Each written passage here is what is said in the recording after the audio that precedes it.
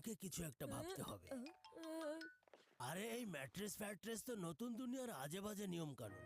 আমাদের সময় তো মানুষজন গদি বিছিয়ে মাটিতেই ঘুমিয়ে পড়তো। আর এখন আমিও সেটাই করব। এটাই সুবর্ণ সুযোগ হিরো হওয়ার, আর সেই সাথে তার নাক ডাকা থেকে বেঁচে যাওয়ার।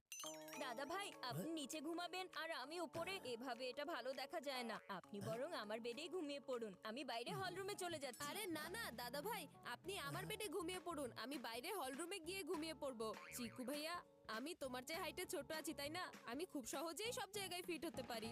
ওহো, তোমাদের দুজনের মাঝখানে পড়ে আমি আমার ঘুমানোর টাইম থেকে 15 মিনিট পিছিয়ে গিয়েছি। এখন তোমরা জলদি ডিসাইড করো আর আমাকে বেড প্রোভাইড করো, ঠিক আছে?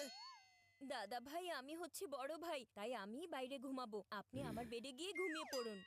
ঠিক আছে।